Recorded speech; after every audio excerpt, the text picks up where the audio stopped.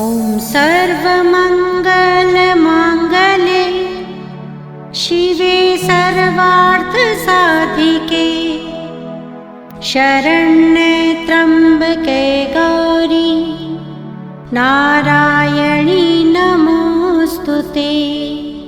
ॐ सर्वमङ्गलमाङ्गल्ये शिवे सर्वार्थसाधिके शरण्ये त्र्यम्बके गौरी नारायणी नमोऽस्तुते। ॐ सर्वमङ्गलमाङ्गल्ये शिवे सर्वार्थसाधिके शरण्ये त्र्यम्बके गौरी नारायणी नमोऽस्तुते। तो ये बात अभी मैं आगे ले आऊंगा। देखिए, एक राजा शगर थे, उनके 100 पुत्र थे। कथा को बहुत विस्तार में लेके नहीं जाऊंगा क्योंकि बहुत सारी कथा है। मैं चाहता हूं अधिक से अधिक कथा आप तक पहुंचा दूं आज।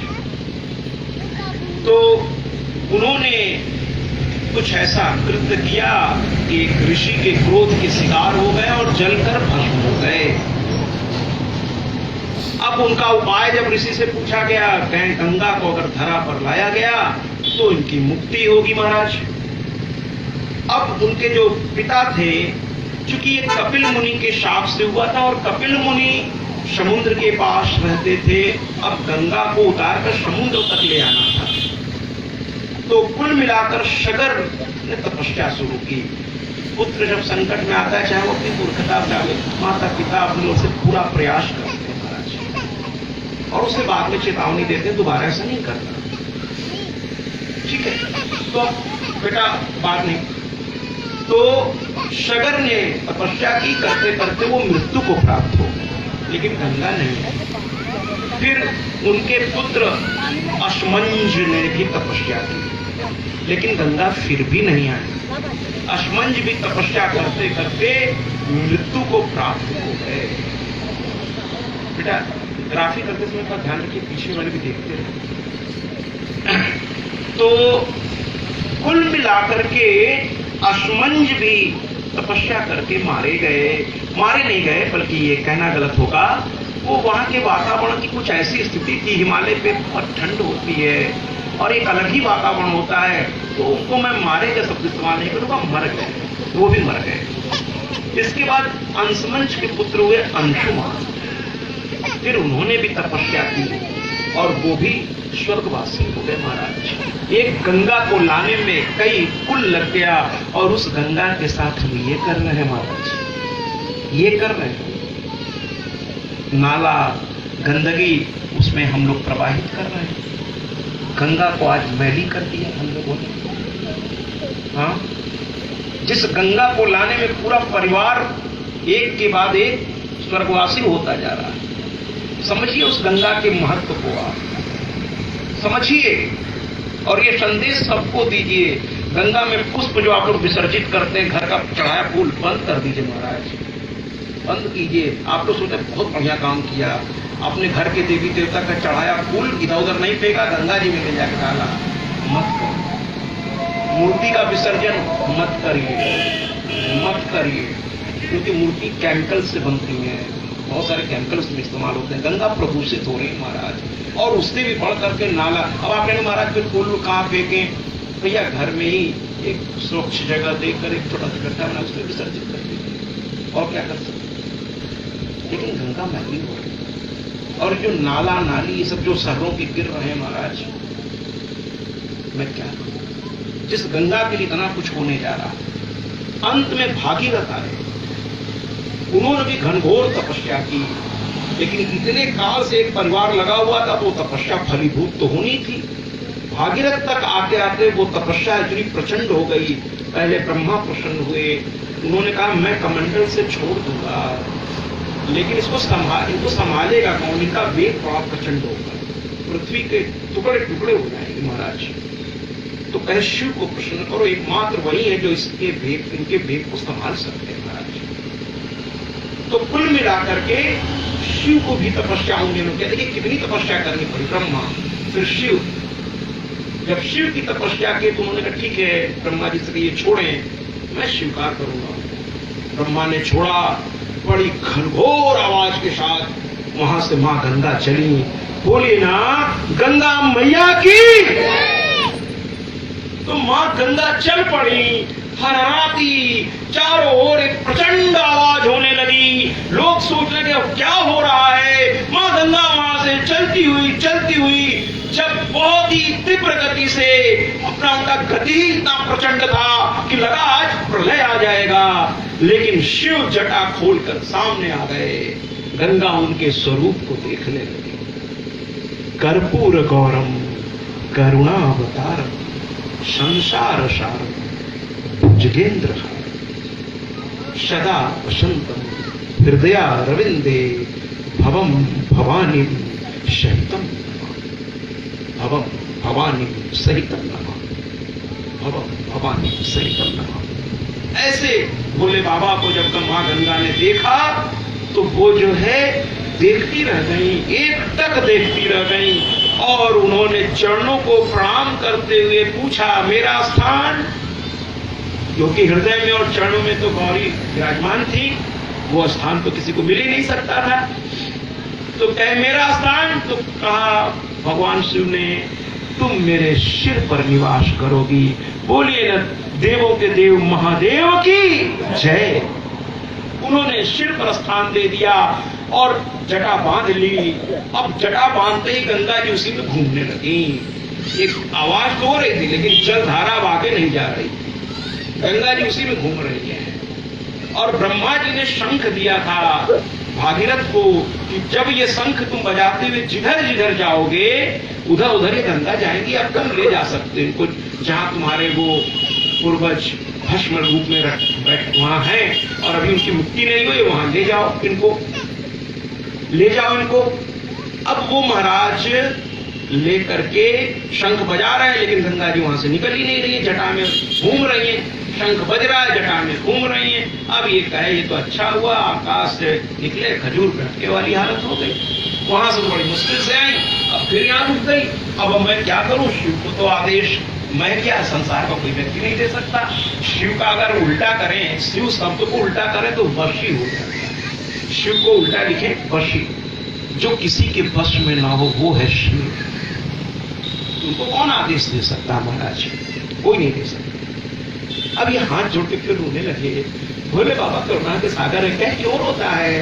कह अरे प्रभु मैं इनको कुछ कारण से लेके चला था, पृथ्वी को पवित्र करना, और मेरे पूर्वज हैं उनका, उनकी मुक्ति के लिए मैं इनको मांगा था, और ये तो आपके पास ही रुक गई। बाबा ने कहा ऐसा नहीं होगा। उन्होंने जटा का एक हिस्सा खोला और गंगा की एक धारा केवल छोड़ी। एक धारा इतनी प्रचंड है महाराज, पूरी गंगा होती तो क्या होता। ये तो जगह जगह बांध बना करके ये सब क्या होता है। गंगा को भी बांधने का प्रयास किया गया महाराज, और शायद इसीलिए मानो, शायद इसीलिए मां गंगा ने कहा लोगों से, कहा जिस तरीके की समाज उनमें विसर्जन कर रहा तरह तरह की चीजें, मां गंगा का भी अपना एक दर्द है बेटा, मां गंगा का भी अपना एक दर्द है। वो एक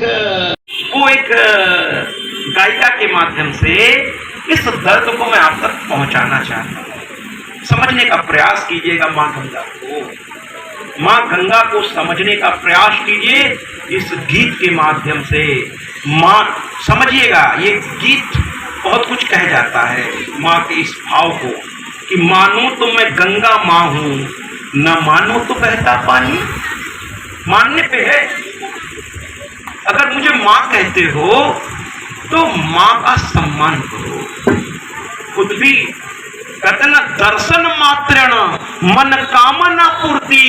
जय मां गंगे, जय मां गंगे, जय मां गंगे। ऐसी मां में हम कैसे कुछ विसर्जन कर सकते हैं। मैं उन शब्दों का नाम नहीं लेना चाहता महाराज। आइए ना मां के दर्द को, मां के दर्द मानो तो मैं गंगा मां हूं, ना मानो तो बहता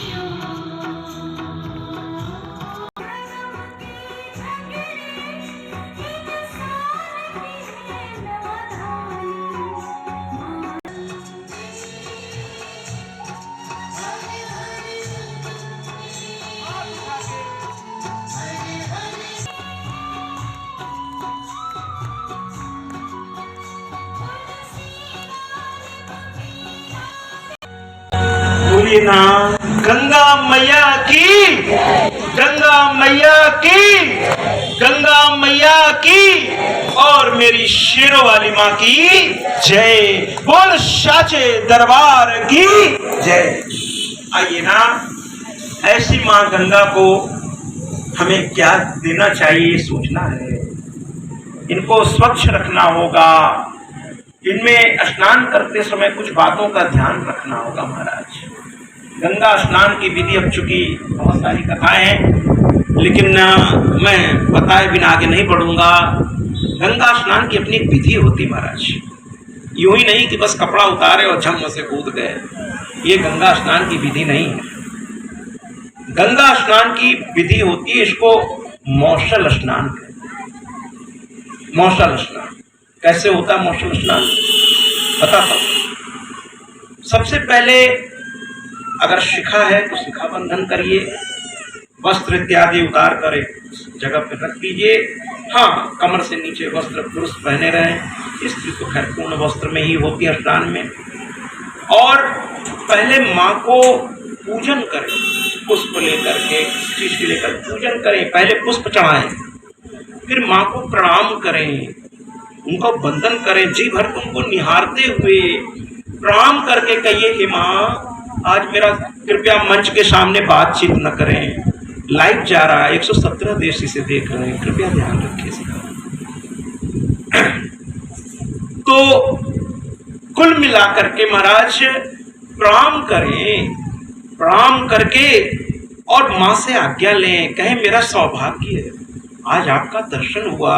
अरे आप तो वो हैं कि दर्शन मात्र मन कामना पूर्ति, मात्र दर्शन से मनोकामना पूरी हो जाए महाराज, आप वो हैं माँ। और ऐसे इस जल में अपने इस पुत्र को थोड़ी सी एक डुबकी का आदेश दे, आदेश दे। पुष्प तोड़ने के भी नियम है, जाकर तुरंत तोड़ना नहीं चाहिए। तुलसी पत्ते का भी नियम है महाराज, रात्रि में तुमको छूना ही नहीं चाहिए। वो अभी कथाएं हैं कि मैं बताऊंगा, जितना हो सकेगा अधिक से अधिक करके जाओ। तो कहने का तात्पर्य ये है महाराज कि उनसे इजाजत लें, और जब लगे वो आप जब भाव से कहेंगे तो आपको लगेगा मैया कह रही अरे माँ की गोद तो हमेशा अपने बच्चों के लिए रहती है, आजा अच्छा। और फिर दाहिना पैर महाराज, लेकिन उसके भी पहले उस जल को लेकर पहले मस्तक थोड़ा आचमन, फिर नमन दोबारा, फिर दाहिना पैर हल्के से, फिर बायां, फिर दाहिना, फिर बायां, अपनी सुविधा अनुसार जहां तक आप जा सकें जाएं। और फिर उनको वंदन करके चुपचाप प्रथम डुबकी, द्वितीय डुबकी, तृतीय, चतुर्थ, पंचम, आपकी जितनी इच्छा करे महाराज, लेकिन हाथ पैर मारते हुए, इधर उधर नाचते गाते हुए, हंसी मजाक करते हुए, चारों ओर निगाह दौड़ाते हुए। This is not a picnic spot, you can't, ऐसा मत करिए आप वहां, आप नहीं कर सकते, ऐसा नहीं कर सकते, है ना। ये गंगा है, ये कोई सामान्य सरोवर नहीं है महाराज। और मैं तो कहता हूं वहां भी नहीं करना चाहिए, हर चीज मर्यादा होती। जल यानी वरुण देव का मर्यादा है, उसकी मर्यादा है, मत करिए। शांति से स्नान, फिर प्रणाम, फिर हो सके तो थोड़ा दूध का अर्पण, थोड़ा पुष्प का अर्पण, थोड़ी जलांजलि, और उनको प्रणाम करके अपने देवता को, अपने पितरों को जलांजलि तर्पण करके फिर एक हल्की सी डुबकी लगाकर बाहर आ जाइए। वस्त्र उसमें मत धोइए, साबुन इत्यादि मत लगाइए, किसी प्रकार की गंदगी उसमें मत डालिए। पूजन का पुष्प आप चढ़ा सकते, लेकिन घर के 2 महीने के पुराने बासी फूल को लाकर आप उसमें डाल देते, नहीं होना चाहिए महाराज, नहीं होना चाहिए। तो ऐसी माँ गंगा को हम प्रणाम करके अगली कथा में प्रवेश करते हैं। जय माता दी, जय माता दी, जय माता दी। और एक बात अगर यहाँ कह दूं, आपकी तालियों ने मुझे याद दिला दिया, इसलिए मैं कहता हूँ कभी कोई बजा दिया कि जब पता तो चले आप तक मेरी बात पहुंच रही है।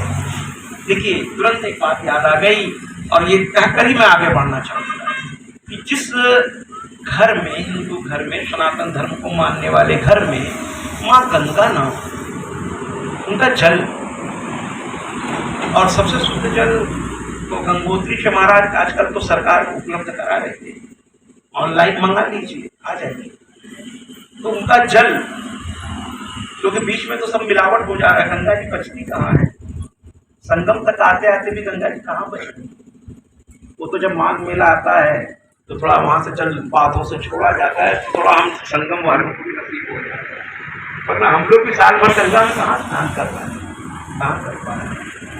जगह जगह बांध बना के इनको रोक दिया गया महाराज। तो जिस हिंदू के घर में गंगा जल न हो, तुलसी न हो, और आपके इष्ट की एक छोटा सा मंदिर न हो, फिर वो घर नहीं है महाराज, फिर वो श्मशान घाट है। यहाँ गंगा नहीं, तुलसी नहीं, शंख नहीं, सुबह शाम दिया अगरबत्ती नहीं भैया। एक बात और याद आ गई, आप लोग अगरबत्ती जलाते हैं, फिर कैसे बंद करते? आपने किस आरती में सुना है कि अगरबत्ती शब्द का कहीं अगर आया हो तो बताइएगा जरा। आप लोग पढ़ते हैं लेकिन ध्यान नहीं देते। धूप दीप नैवेद्य आरती, यही तो पढ़ते ना, धूप दीप नैवेद्य आरती। अगरबत्ती कहाँ है? धूप है, धूप जो जल रहा है। अब आप कहेंगे साहब अगरबत्ती से क्या दुश्मनी है, उसकी कंपनी वालों ने आपको कुछ बिगाड़ा है, क्यों उनका धंधा बंद कराने पे लगे? मैं बंद नहीं करा रहा हूँ भैया, उनसे कह रहा हूँ धूप बनाना शुरू कर दीजिए, बंद कहाँ करा रहा हूँ। अगरबत्ती इसलिए मना है क्योंकि उसमें बांस की लकड़ी का प्रयोग होता है, और बांस की लकड़ी, आचार्य लोग बैठे हैं सामने कुछ पंडित, हाँ, बांस की लकड़ी जलाई नहीं जाती। आप मुर्दे को लेके जाते हैं बांस की लकड़ी, लेकिन वहां रख देते, चिता में डालते हैं क्या? नहीं डालते।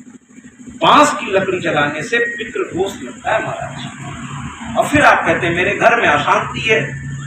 अरे भैया गलती आप कर रहे हैं, अशांति तो होगी, पितृ दोष लग रहा है आपको।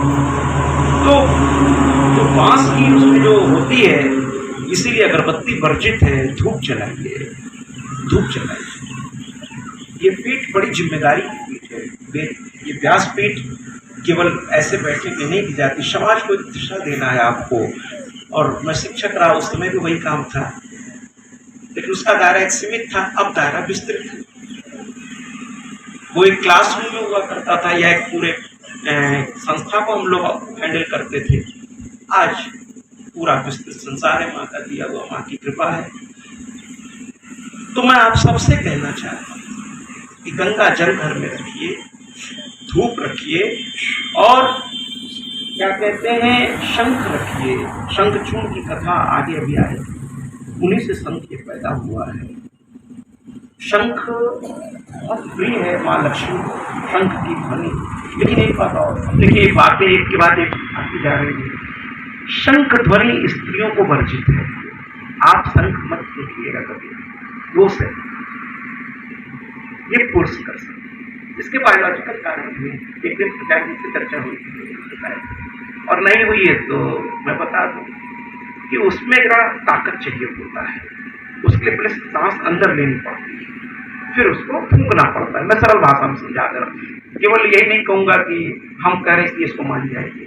वो मेरा शिक्षक जीवन में भी तरह ये रहा है कि सिर्फ मेरे कहने से मत मानो जब तक वो प्रमाणित मैं न कर दूं। तो कहने का तात्पर्य है कि बायोलॉजिकल उसके कारण, और स्त्रियों को नाना प्रकार की थोड़ा प्राकृतिक संरचना है, उनके आदमी त्याजियां थोड़ा होती हैं।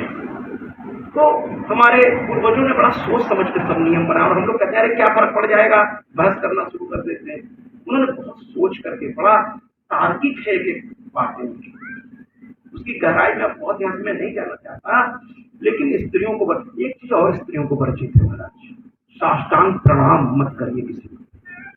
साष्टांग प्रणाम यानी एकदम यूं लेट करके, मंदिर में भी मत करिए, किसी सन्यासी के सामने तो बिल्कुल मत करिए। साष्टांग प्रणाम आपको मना है मां, इस बात का ध्यान रखिएगा आप सभी माताएं, क्योंकि पृथ्वी का प्रसंग आने जा रहा है। पृथ्वी आपके इस बोझ को सह नहीं पाती। पृथ्वी किस किस को नहीं सह पाती, कौन सा बोझ वो नहीं सह पाती, अब पृथ्वी की कथा आ रही है, मैं बताऊं। तो साष्टांग प्रणाम वर्जित है, आप प्रणाम कर लीजिए, यूं ही कर लीजिए। साष्टांग प्रणाम पुरुष कर सकते हैं, शंख भी पुरुष बजा सकते हैं। और कल की कथा में मैंने कहा था कुमड़ा पूरा का पूरा, जिसको आप कद्दू कहते हैं, उसको पूरा का पूरा स्त्री न काटे, मैंने पहली बार उस पर चाकू से वो न काटे, किसी पुरुष से पहली बार कटवा दे, उसके बाद से वो काटे छीले जो करना करे, क्योंकि ये पुरुडास विधि में ये बलि कही जाती है। और बलि मैंने कल भी कहा था पशुओं की नहीं होनी चाहिए, किसी को ये भ्रम नहीं होना चाहिए कि पशु की बलि माँ को प्रिय है। अरे धिक्कार है ऐसी सोच पर। किसी माँ के सामने उसके बच्चे की बलि देकर आप उसकी प्रसन्नता ढूंढ रहे हैं महाराज, अनर्थ है। बिल्कुल पशु बलि बंद कर दी महाराज, ये कहीं से भी उचित नहीं है। कोई कितना भी कहे आप मत मानिएगा, ये बात बलि करनी है उसकी भी विधि शास्त्र में सात्विक है, पुरुडास विधि। कल भी मैंने चर्चा की, दोबारा दोहरा दे रहा हूं, आपके दिमाग में वो बात बैठ जाए अच्छी तरह। पुरुडास विधि यानी नारियल चढ़ा दीजिए, नारियल पटकिए, ये पुरुडास विधि की सात्विक बलि है। कुमड़ा तांत्रिक पद्धति में कुमड़ा का नींबू, ये पुरुडास विधि से बलि की जा सकती, सात्विक बलि, समझ रहे ना? तो ध्यान रखिए। आइए मां पृथ्वी की कथा में प्रवेश करें। जब प्रलय होता है तो सब कुछ मां के अंदर समाहित हो, सब कुछ। मां तो आदि अनादि अनामय अविचल अविनाशी अमल अनंत अगोचर अज आनंद राशि। मां वो है, नित्या है, नित्य स्वरूपा है। अच्छा बताइए, कोई व्यक्ति शक्तिहीन हो जाए तो क्या उसे कोई विष्णुहीन कहता है या नहीं कहता ना? रुद्रहीन कहता है? नहीं, क्या कहता है? शक्तिहीन। और शक्ति कौन? मां। मां और मेरी मां तो साकार भी आप इसको देख ही रहे, नाना रूप है इसके, और निराकार भी आप इसको देख सकते हैं महाराज, निराकार। मैंने कथा में तीसरे दिन जिस दिन महिषासुरमर्दिनी का प्राकट्य हुआ था महाराज, मैंने कहा था कि देखिए ना, मैं बड़े गर्व से कर रहा हूं, मैं जीवन में एक ही जगह बड़ा गर्व करने का मन करता हूं, और वो जगह है कि मैं कह सकता हूं कि मेरे इष्ट को मैं निराकार भी आपको दिखा सकता हूं। बाकी लोग कहते हैं निराकार को साकार आंखों से आप कैसे देख सकते हैं, लेकिन मैं कहता हूं मेरी मां को मैं दिखा सकता हूं। आप कहेंगे कैसे? हमने कहा आप बताइए, महिषासुरमर्दिनी का जब प्राकट्य होता है कैसे होता है? याद कीजिए, मैंने तीसरे दिन की कथा बताई थी। ब्रह्मा के मुख से, विष्णु के रोम से, शंकर भगवान के रोम से और विष्णु भगवान के शरीर से तीन अलग अलग किरणें प्रकट हुई। अब उसके विस्तार में जाऊंगा तो महाराज देर हो जाएगी, कथाएं बहुत हैं। उस दिन मैंने बताई थी, तृतीय दिवस में बताई थी कि ब्रह्मा के मुख से लाल रंग का प्रकाश, शंकर के रोम से श्वेत रंग का कर्पूर गौरम चांदी के आकार का प्रकाश, और भगवान विष्णु के शरीर से नील रंग का प्रकाश, तीनों जाकर आकाश में स्थित होकर अष्टनीय प्रकाश चारों। और देवी शब्द का अगर संस्कृत में धातु रूप देखे तो दिव धातु से देवी बना रहता है। और दिव माने क्या होता है? प्रकाश, ज्योति, वही प्रकाश। फिर यम, कुबेर, अग्नि, वरुण, इंद्र, समस्त देवताओं के शरीर से निकल निकल के प्रकाश आकाश में स्थित होने लगा। प्रचंड प्रकाश धीरे धीरे वो आकार लेने लगा और साक्षात सहस्त्रभुजी, अष्टभुजी, चतुर्भुजी मेरी मैया प्रकट हो गई थी उससे। तो पहले इस रूप में, ज्योति रूप में, वही उनका निराकार स्वरूप है। और ये जो दीप जल रही है ज्योति, यही तो इनका निराकार स्वरूप है। प्रमाणित हुआ कि हुआ ना? तो प्रमाणित करके कह रहा हूं कि मेरी मां का निराकार स्वरूप आप देखिए ना, और साकार तो साक्षात है मां, साक्षात है मैया। तो ऐसी मैया को प्रणाम करते हैं। और पृथ्वी की बात मैं कर रहा था, तो मां में सब कुछ समाहित हो जाता है, और मां के एक एक रोम में न जाने कितनी पृथ्वी छुपी हुई है। जिनके नाखून में ब्रह्मा विष्णु महेश अनंत स्वरूप में विराजमान है, जिनके अंगूठे के नाखून। मैंने ये कथा भी बताई थी आप, है ना, कि ब्रह्मा विष्णु महेश देख के नतमस्तक हो गए कि मेरे जैसे कितने ब्रह्मा, कितने विष्णु, कितने महेश, कितनी सृष्टि, क्या नहीं था उस अंगूठे के, दाहिने पैर के अंगूठे के नाम।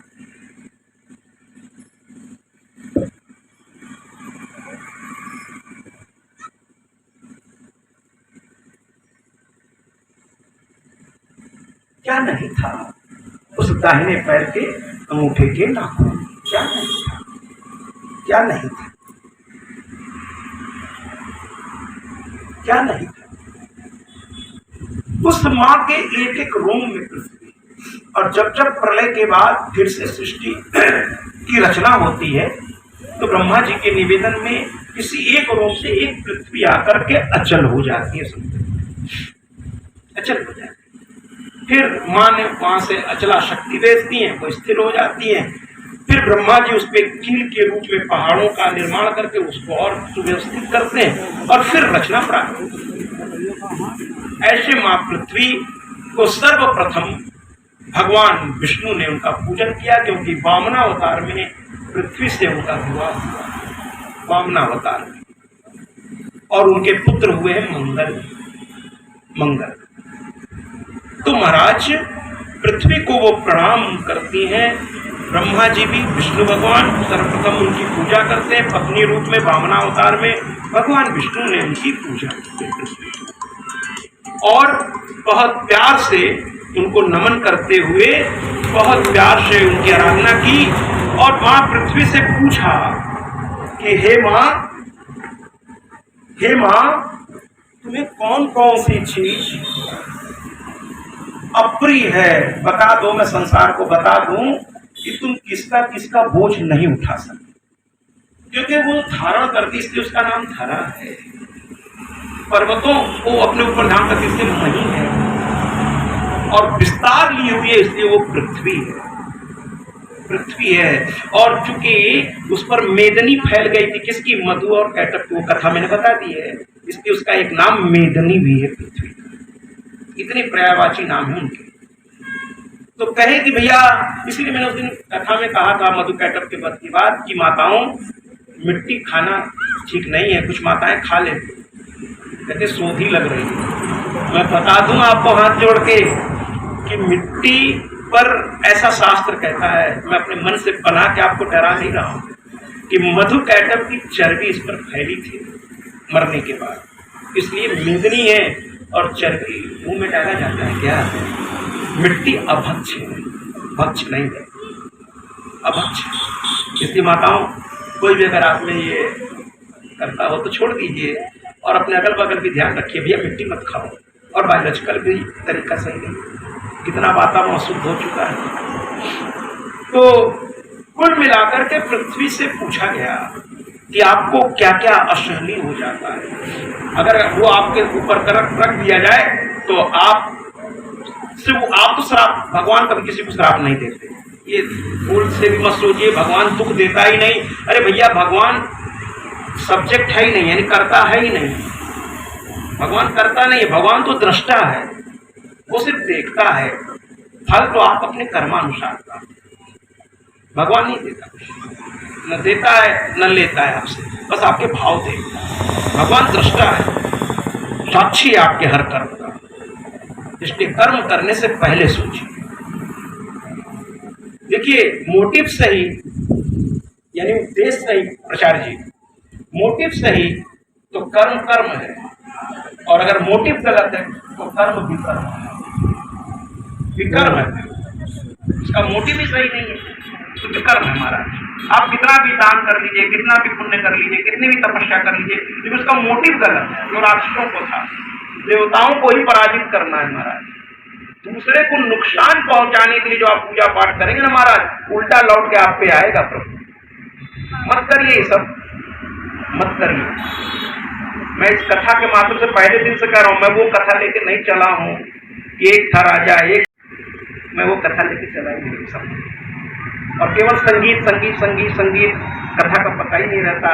तो कहीं कहीं मैंने कहा है कि महाराज कुछ लोग ऐसा करते हैं। मैंने कहा भैया कथा की जगह अगर संगीत की लगातार हो रही है तो इसका नाम कथा क्यों रखें, आज भजन संध्या क्यों न रखें इसका नाम। भजन ही भजन, भजन तो थोड़ा स्वाद के लिए होता है, थोड़ा सा, मुख्य तो कथा चलनी चाहिए, कथा चलनी चाहिए।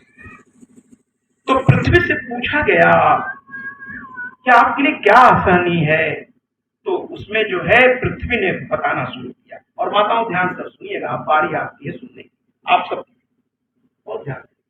सबसे पहले मां आप सबसे कह रहा हूं, दिया पृथ्वी पर सीधे मत रखा। दीपावली में आप लोग रखती हैं, पूजा पाठ में भी आप लोग दिया जलाई, रख दिया पृथ्वी। दिया के लिए नीचे आसन लगा करके रख। अब आप कहेंगे आसन कहां से लाया महाराज, अरे कुछ भी, कोई बर्तन ही लगा दीजिए, वही आसन हो गया। बर्तन लगा दिए, चावल बिछा दिए, बर्तन लगा दिए, छोटा सा प्लेट। आप देखिए किसी मंदिर में कोई भी दिया ऐसे नहीं रखा था, उसके नीचे एक प्लेट थोड़ा सा लगा दिया, उसके पुष्प चढ़ाते रहते। वैष्णो देवी में देख लीजिए, कहीं देख लीजिए, दिया सीधे जमीन पे नहीं रखी जाती, पृथ्वी इसको सह नहीं पाती, ये आपको पाप लग जाएगा। दीपावली में ध्यान रखिएगा, थोड़ा ही दिया जलाइए, लेकिन आसन सहित। पहला, पुरुषों से मैं कह रहा हूं, शंख सीधे जमीन पे नहीं रखिए, बिना आसन के शंख नहीं रखनी चाहिए, पृथ्वी सह नहीं पाती। शालिग्राम, आप सभी से कह, शालिग्राम बिना आसन के नहीं रखे जाते। शालिग्राम का जल सीधे पृथ्वी पर नहीं गिराया जाता, वो किसी पेड़ के जड़ में जाकर गिराए, वो भी पेड़ का तना ऐसे करते, पृथ्वी पर सीधे नहीं। शालिग्राम का क्या उसको चरणाम भी समझ के बांट लीजिए, पी लीजिए, जरूरत क्या है यहाँ वहां डालने की, तो चरणाम देते हैं, पी जाइए, पूरे घर को पिला दीजिए, रोज करिए, ठीक है महाराज। और शिवलिंग भी बिना किसी आसन के पृथ्वी पर नहीं रखी जाए, शिवलिंग ये सब पृथ्वी बर्दाश्त नहीं कर पाती। इसके साथ साथ और भी बहुत सी चीजें, योगोपवीत पृथ्वी पर नहीं रखनी, इसके भार को नहीं कर पाते, क्योंकि उसमें ब्रह्मगांठ लगे, आचार्य जानते हो। तो योगोपवीत भी पृथ्वी पर नहीं रखनी चाहिए। फिर आप कहेंगे और क्या चीज महाराज, पुस्तक आजकल के विद्यार्थी किताब यहाँ वहां फेंक देते हैं, हाँ तो मोबाइल है, पुस्तक के लिए जगह कहाँ है महाराज, कहाँ है। आज के बच्चे फेसबुक, व्हाट्सएप और पता नहीं क्या क्या, ये क्या सच्चाई की दुनिया है। इसका इस्तेमाल आप अपने ज्ञान और विज्ञान के लिए करिए, टेक्नोलॉजी आपकी सहायता के लिए है, न कि आपको बर्बाद करने के लिए। आजकल मैं देखता हूँ दिन भर यूट्यूब खोल करके जिसको देखिए वही लगा हुआ महाराज। स्वाध्याय तो छूट ही गया प्राचार्य जी, क्यों गलत तो नहीं कर रहा, स्वाध्याय छूट गया लोगों को। शायद आप लोग भी बच्चों से अपने भी उसमें आप लोग भी मोबाइल छिड़वा देते हैं, रखो इसको, स्कूल लेके आए हो, गार्जियंस को बुला के शायद कह देते हो भैया मोबाइल लेके आता है, क्या पढ़ेगा, क्योंकि पता चला वहां टीचर क्लास ले रहा है, वो गुरुत्वाकर्षण का नियम, वो साफ झुक के नीचे वहां से व्हाट्सएप पे जवाब दे रहे हैं, ओके थैंक यू। कैसे होगी पढ़ाई, स्वाध्याय छूट गया। ये कंपनियों का माया जाल है महाराज, हमारे बच्चों को एक ऐसी नशा में डाल रहे हैं जो दिखाई नहीं दे रहा है, लेकिन उनकी सोचने की शक्ति छीन कर रहा है। मैंने पहले दिन कहा था, चिंता करना छोड़ दीजिए, चिंतन करना मत छोड़िए। चिंतन करना छोड़ देंगे तो आपकी जीवन आगे कैसे बढ़ेगा। चिंता करना छोड़िए, अरे जेही बीती राखी राम तेही बीती मत रहिए भैया, मैं शक्ति का उपासक हूं, मैं क्रांति देखकर आता हूं, नहीं चाहिए साहब। सपना वो देखिए जो सोने ना दे, सो करके सपने देखेंगे कभी पूरे होंगे क्या, नहीं होंगे। तो मन में जरा रखिए कुछ करना है। अब देखिए बहुत से बुजुर्ग हैं यहाँ सभी बैठे हैं, मैं जिस आचार्य क्या ठहरा हूँ, सामने आप भी हैं और भी आदरणीय है, मैं इनकी दिनचर्या में रोज देखता हूँ, सुबह उठने से लेकर 4 बजे से लेकर रात संभवतः 10 बजे, ये तो हमने कहा आप रिटायर हो गया आराम, इतने नहीं तो और बहुत जिम्मेदारी है, बहुत जिम्मेदारी है। तो इन बुजुर्गों से सीखे महाराज, दिन भर ऑफिस से आकर के फिर घर की भी जिम्मेदारियां, और आजकल का नौजवान एक कोना पकड़ लेता है, मोबाइल ले लेता है और उसके बाद तो पूछिए नहीं, बगल में आके बम गिर जाए। मोबाइल के साथ शहीद होना उसको मंजूर है, लेकिन मोबाइल छोड़ना मंजूर नहीं है। ये हालात हो गए, ठीक नहीं है, ठीक नहीं है। जही विधि राखे राम तेही विधि मत रहिए। मैं बार बार कर रहा हूं, मत रहिए। फिर आप कहेंगे फिर कैसे रहिए, आप ही बता दीजिए। तो जही विधि रहे राम तेही विधि रहिए, तेही विधि। जी अच्छा लगे तो तालियां जरूर बजाए, इससे पता चलता है मेरी बात आप तक पहुंच रही है। जही विधि रहे राम तेही विधि रही। राम ने कर्म को प्रधानता दी है, कर्म को। राजा के लड़के थे, आजकल का जमाना होता महाराज, इस लड़के को घर से निकाल के देखिए सीधे हाई कोर्ट पहुंच जाए, स्टे ले आएगा आपके खिलाफ। ऐसे निकाल रहे हैं, फिर मुकदमा होगा, भले जज कहते पिता के उस पर आपका अधिकार नहीं है, जज फैसला देगा आपके ही पक्ष में देगा, लेकिन बताइए घर की बात अदालत कौन हाँ? तो कहने का तात्पर्य ये है कि आजकल का बच्चा, लेकिन राम क्या कहते हैं कि अगर इसमें माँ का आदेश है, पिता का आदेश है, तो स्वीकार नहीं करने, नहीं सब तूने इस्तेमाल ही नहीं किया कि स्वीकार। कौशल्या पूछती है पिता ने केवल कहा हो तो माँ के नाते मेरे भी बराबर का अधिकार मैं रोक दूंगी, तो राम कहते ना ना ना, माँ का भी इसमें माँ का भी आदेश है। तो कहती है कौशल्या, कभी राम ने और कौशल्या ने कैकेयी के बारे में पूरे रामचरितमानस उठाकर पढ़ लीजिए, 10 बार पढ़ लीजिए, कहीं भी एक बार नकारात्मक नहीं बताया, न कौशल्या ने न राम ने। वो कहती है कि अगर माँ ने कहा है, कैकेयी जैसी माँ ने, इसमें तेरी कुछ भलाई छुपी, कैकेयी ऐसे नहीं कुछ कर सकती, बहुत विद्वान है वो, तेरी भलाई छुपी है इसमें। और भैया राम बन गए तो बन गए। अच्छा नहीं लगा क्या? अगर अच्छा लगा, राम बन गए तो बन गए, राम बन नहीं जाते तो हम रामचरितमानस है अयोध्या नहीं रह जाते, फिर काहे का राज्य। उन्होंने तकलीफ उठाई। मैंने कहा था ना, जिस पत्थर पर छेनी और हथौड़ी चलती है महाराज, वो मंदिरों में स्थापित होती है, दुनिया उसको पूजती है, और जिस पत्थर पर छेनी हथौड़ी नहीं चलती वो नालियों में बिछाई जाती है। हाँ अच्छा लगे तो बिल्कुल बिल्कुल सोचिए नहीं, ये माँ का घर है, भाव में रहिए। अगर बगल कौन बैठा है चिंता छोड़िए, भाव में आनंद में रहिए। जीवन का 3-4 घंटा अनमोल होता है, गोल्डन पीरियड। तो पृथ्वी माँ ने ये सब बातें कही, और एक चीज और कहा उन्होंने, जप माला, जिस माला से आप जप करते हैं उसको एक तो उसकी अपना एक वो होता स्थान होता है, उसमें रखिए, कुछ सबको दिखानी नहीं चाहिए। कुछ लोग जप करते हैं फिर उसको गले में धारण करते हैं, और कुछ गुरु को ऐसा समझा देते है ना।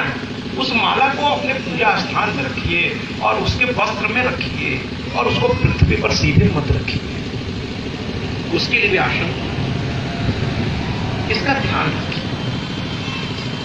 तो इस पृथ्वी के प्रसंग को मैंने कहा अगली बार जब भी मैं आऊंगा इस चीजों को और विस्तार से, बड़ा आनंददायक श्रीमद देवी भागवत, केवल नाच गीत नहीं है, ये तो ज्ञान का सागर है, शक्ति की उपासना है। बाकी जब गीत बजे भाव में आइए, मैं तो कहता हूँ जरूर, ये तो माँ का दरबार है, किसी व्यक्ति विशेष का दरबार नहीं है। वाह वाह, तो नृत्य भी करिए, माँ को रिझाने के लिए करिए। माँ को नृत्य गीत बड़ा पसंद है महाराज, और कथा श्रवण को आहा, माँ स्वयं बैठ के सोचती है। तो कहने का तात्पर्य यह है कि अब आइए ना, पृथ्वी जी माँ को प्रणाम करते हैं। बोलिए ना एक बार फिर से मेरे साथ, पृथ्वी मैया की, पृथ्वी मैया की, पृथ्वी मैया की। और इनका वैदिक मंत्र भी मैं आपको बता देता हूँ, हर मैया का वैदिक मंत्र मैं आपको बता देता हूँ। इनका वैदिक मंत्र है ओम ह्रीं श्रीं क्लीं वसुधायै स्वाहा स्वाहा स्वाहा। मैं 3 बार कह रहा हूं, लेकिन आप 3 बार मत कहेंगे, मंत्र में 1 बार स्वाहा। ये तो मैं आपको उस चीज का ध्यान आकर्षण करने के लिए मैं 100 शब्दों की पुनरावृत्ति कर रहा हूं, ताकि आप किसी गुरु की देखरेख में इन मंत्रों को समझिए और अच्छी तरह तो आपको बताएंगे। क्योंकि मंत्र ऐसे बोल के नहीं दिए जाते, मंत्र तो प्राण में दिए जाते, बंद करके। तो ये तो मैं सिर्फ उच्चारण आपको मैंने बताया, उनका मंत्र का जानकारी ऐसे बहुत साधारण नहीं जानते होंगे, लेकिन मेरी कर्तव्य है इस व्यासपीठ से कि मैं आपको बताता चलूं। अब आइए इसके आगे प्रस्थान करते हैं। स्वाहा देवी की मैं उपाख्यान आपसे करूंगा। स्वाहा देवी, मां स्वाहा का प्रादुर्भाव, आइए मैं उस ओर बढ़ूं। स्वाहा देवी की आवश्यकता तब पड़ी जब यज्ञ होते थे, हवन होता था, पूजा अनुष्ठान भी होता था, लेकिन देवताओं तक महाराज उनका हवि भाग नहीं पहुंचता था। हवि भाग नहीं पहुंचता था। काफी अनुष्ठान हो रहे हैं, यज्ञ जब प्रकृति की रचना हुई थी उसकी शुरुआती समय की बातें हैं। ये कहते हैं ना, आवश्यकता आविष्कार की जननी है। आवश्यकता पड़ने पे ही कोई चीज आती है, ठीक है। तो देवता बड़े परेशान कि सब कुछ हो रहा है लेकिन अनुष्ठान नहीं हो रहे हैं। अनुष्ठान हो रहे हैं, अनुष्ठान हो रहे हैं, सब कुछ विधिवत हो रहा है, लेकिन उनका हवि भाग, कृपया बात न करें मंच के सामने माताएं, तो उनका हवि भाग उन तक नहीं पहुंच रहा, देवताओं तक। दौड़ के ब्रह्मा जी के पास गए, कहे, चूंकि रचना का काम उन्हीं का था, हर चीज का एक विभाग होता है महाराज, जरा ध्यान रखा कीजिए, कुछ भी किसी से मत मांग बैठिए। एक बार मैं हनुमान मंदिर गया था प्राचार्य, सिविल लाइन में हमारे यहाँ हनुमान मंदिर है, बहुत प्यारा सा। मैं वहां खड़ा था, एक नौयुवक आया, 32 या 34 उसकी उम्र होगी, अच्छा वेल एजुकेटेड लग रहा था, नौकरी भी उसको हासिल थी, लेकिन उसके मनवांछित उसको कन्या नहीं मिल रही, उसकी समस्या मुझे लगता है। तो वो हनुमान जी के सामने खड़ा होकर के कह रहा था, हे प्रभु मनवांछित स्त्री प्रदान कीजिए। मुझे हंसी आ गई जो, वो मेरी ओर देखने लगा घूर के, वो सोचा मुझे मेरा मजाक उड़ा रहे हैं। मैंने कहा लगे रहे, कंटिन्यू। फिर उसने पूजा पाठ पूरी की और कहा, महाराज मैं आपका परिचय जानना चाहता हूँ। हमने कहा मेरा बड़ा परिचय बड़ा छोटा था, मैं श्रीमद देवी भागवत में कथा जाता, आज का परिचय यही है तेरा। तब प्रणाम किया उसने, कहा बुरा मत मानिए, आप हंसे क्यों? हमने कहा आप उस आदमी से वो चीज मांग रहे हैं जो अपने लिए नहीं सोचा, उसको उससे आप मांग रहे हैं। एक ब्रह्मचारी से आप स्त्री की बात कर रहे हैं जो बाल ब्रह्मचारी है। हमने गलत डिपार्टमेंट में, अब आपको जलकर से संबंधित, सिंचाई संबंधित कोई आपको दिक्कत है तो आप विद्युत विभाग में जाकर अर्जी लगा के इंतजार कर रहे हैं, महाराज हमारा समस्या हल हो जाएगी, हो जाए फिर कर लीजिए, कर लीजिए। तब वो पकड़ने लगा, गलती हो गई। हमने कहा बाल ब्रह्मचारी भैया, स्त्रियां उनको छूने से डरती हैं, और छूना हो तो फिर जानकी भाव में आना पड़ेगा, जानकी भाव में, मां के भाव में आना पड़ेगा। इसलिए हनुमान जी को स्त्रियों से मेरा निवेदन है, प्रणाम दूर से कीजिए, किसी के व्रत तपस्या को भंग करना उचित नहीं है। आप अपने भाव में उनके व्रत तपस्या को भंग करते हैं, दूर से प्रणाम कर लीजिए, क्या दिक्कत है। या छूना हो, मान लिया आपके घर में कोई पुरुष नहीं है, किसी दिन वो कहीं चले गए हैं और उनकी पूजा होनी चाहिए, तो फिर जानकी भाव में आ जाइए, मां भाव में, फिर छूइए छूइए। लेकिन वो बहुत कोई विषम परिस्थिति होता है, पता दूर से प्रणाम कीजिए। किसी संत की तपस्या नहीं भंग करनी चाहिए, नहीं करनी, आप करिए। तो मैंने कहा, वो बच्चा समझ गया, मैंने उसे उपाय भी बताया। मैंने कहा क्योंकि तुम मेरी बात सुन रहे हो इसलिए बता दे रहा हूं, सुनने पर तो अच्छा लगता है। तो कहे कहाँ जाऊं? हमने कहा एक काम करो, कन्याएं तो 16 सोमवार का व्रत रखती हैं अच्छे पति के लिए, तो तुम्हें तो पत्नी की तलाश है और भी अच्छा चाहते हो, वेल एजुकेटेड, सब कुछ मर्यादा वाली, जो तुम्हारे माता पिता तुम्हारे घर का सम्मान करे, तुम्हारे कुल परिवार की मान्यताओं का पालन करे, अपने मायके की भी इज्जत बढ़ाए, ऐसी कन्या तुम्हें चाहिए। कि हाँ महाराज बस ऐसी ही, मैं बड़ा परेशान हूँ, मेरे माता पिता रोज एक तस्वीर भेज दे रहे हैं, इसे देख लो, उसे देख लो, उसे देख लो, लेकिन मेरे मन को कोई भाली नहीं रही है। हमने कहा प्रभु ऐसा अभी मत करना, अब तुम ही इतने श्रेष्ठ नहीं हो कि बाकी सब अश्रेष्ठ हो गए, किसी को तो पसंद कर लो। माँ बाप भेज रहे हैं तो उसका चिंतन करके वो भेज रहे होंगे, ऐसे थोड़ी भेज देंगे। तुम तो देख लो भैया ठीक से, और एक काम करो, तुम मेरी मैया के दरबार चले जाओ, क्योंकि जब वो ब्रह्मा विष्णु महेश को दे सकती हैं अपनी शक्ति, तो जाओ उनके चरणों में पड़ो। अगर तुम्हारे भाव में सच्चाई होगी, तुम्हारे पुण्य प्रताप में वो ताकत होगी, तुम्हारी तपस्या अगर तीव्र होगी, तुम्हारे लिए भी कोई न कोई शक्ति प्रदान कर देंगी। ये शक्ति स्वरूप है महाराज, शक्ति ये आपकी शक्ति है, शक्ति है। वो प्रणाम किया, अपने घर पे कहने लगे किसी दिन आइए, मैं अपने माता पिता से आपको मिलवाऊंगा।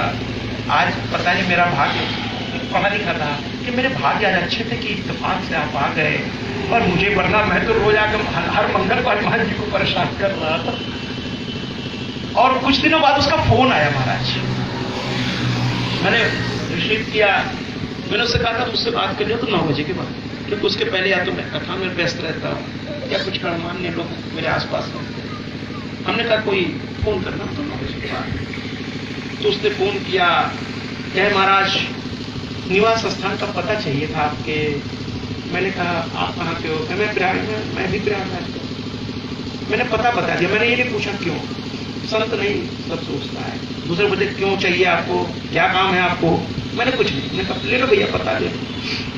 फिर मैंने कहा कि पता मिल गई, तो कहे महाराज आपने ये नहीं पूछा क्यों मांग रहा हूँ? हम कहे चलो तुम ही पूछ लिया अपने आप से, बता दी। तो कहे मेरा विवाह तय हो गया है और आप जब तक नहीं आएंगे मैं खोने नहीं चलूंगा।